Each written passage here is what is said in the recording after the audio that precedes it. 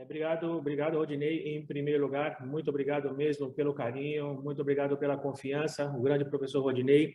Obrigado pelo carinho, a X-Rad Curso, por acreditar em nosso trabalho, em ter nos convidado a fazer parte deste maravilhoso evento, desse maravilhoso congresso. Muito obrigado mesmo. Sejam todos bem-vindos. Como foi falado, meu nome é Juan Vidal. Já foi falado todo o meu currículo para vocês. Em relação ao tema que eu preparei para vocês, eu chamo a atenção para a sua relevância, né? Nós iremos falar sobre o estudo anatômico patológico da artéria aorta no contexto da angiotomografia. Então, vamos lá. Na nossa introdução, na sua contextualidade, na sua narrativa, nós iremos começar sempre com o pré-exame. Toda a área da medicina, toda a área da saúde que você se propõe a estudar, se você se propõe a estudar, tudo começa com o pré-exame. O pré-exame ele é início de tudo. O pré-exame ele é preponderantemente muito importante. É através do pré-exame que você vai chamar o paciente pelo nome. É através do pré-exame que você vai fazer toda a clínica do paciente, toda a anamnese, todo o histórico desse paciente.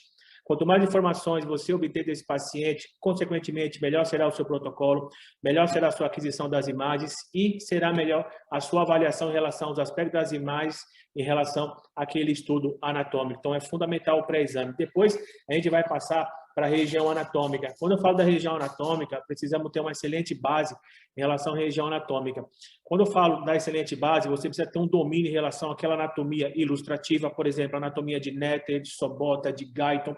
Você precisa ter uma noção em relação à anatomia radiológica, a anatomia da peça cirúrgica, que seria a anatomia cadavérica, e também eu chamo a atenção de vocês para a anatomia embriológica, propriamente a embriologia. É fundamental o seu conhecimento embriológico, porque através do seu conhecimento embriológico você vai conseguir elucidar vários quadros patológicos e também vai conseguir elucidar várias malformações congênitas. Quando eu falo da embriologia, eu estou falando do espermatozoide masculino, que ele é produzido na glândula masculina, ou seja, no testículo, ele acaba se penetrando para dentro da vagina. Ele vai encontrar o óvulo feminino, ou seja, esse óvulo que ele é produzido na glândula feminina no ovário. Então, através de um processo chamado de ovulação, esse óvulo, ele é jogado na trompa uterina, né? Jogado na trompa uterina ou na tuba uterina. Na segunda porção da tuba uterina, ele vai encontrar o espermatozoide masculino e vai ocorrer, então, a fecundação, a concepção. Através da fecundação da concepção, você vai ter a formação de uma célula diploide. Essa célula diploide que nós chamamos de zigoto. E esse zigoto, na sua primeira semana, é o que nós chamamos de mórula. A mórula seria uma célula cheia de gomos, cheia de divisões.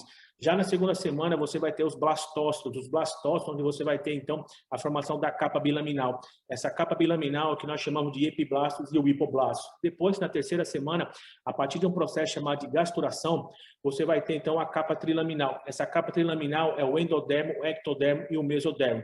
Então, o mesodermo seria a capa intermediária que começa a produzir todo o sistema sanguíneo, os vasos e o sangue. Então, partindo desse pressuposto, podemos entender o seguinte, que os vasos sanguíneos, principalmente a artéria aorta, ela começa a se formar a partir da terceira semana de desenvolvimento do embrião, a partir da terceira semana, através de um processo chamado de gasturação, onde você vai ter a capa trilaminal e a capa intermediária, chamada de capa mesodermo, que será produzida, então, a artéria aorta. É fundamental o seu conhecimento embriológico. Assim, você consegue estudar vários quadros patológicos. Por exemplo, nós temos aqui um quadro patológico muito importante em relação ao encéfalo, chamado de malformação neurismática da veia de Galeno. Você vai ter uma dilatação em relação à veia de Galeno, também chamada de veia magma. A veia de Galeno ou veia magma é o principal retorno venoso profundo.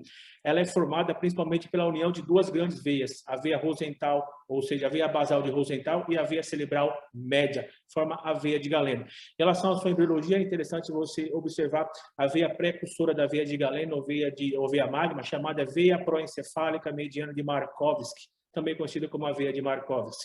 Outra patologia bem interessante seria uma malformação congênita em relação ao sistema reprodutor feminino, onde muitas vezes essa paciente, essa mulher tem dificuldade de engravidar, ela vai fazer alguns exames de imagens, como por exemplo uma ressonância magnética, até mesmo uma ultrassom, e observa uma síndrome em relação à sua malformação congênita. Essa síndrome é que nós chamamos de síndrome de Mayer-Rokitansky-Kosterhausen. É uma síndrome onde você tem os ductos paramesonéficos ou ductos mullerianos na sua embriologia, eles acabam não se fundindo. E eles não se fundindo, eles não formam, então, os 2/3 superior da vagina, não formam o útero e também não formam a tuba uterina. Nesse caso, esse paciente dificilmente vai engravidar. Então, é importante o seu domínio em relação também à embriologia.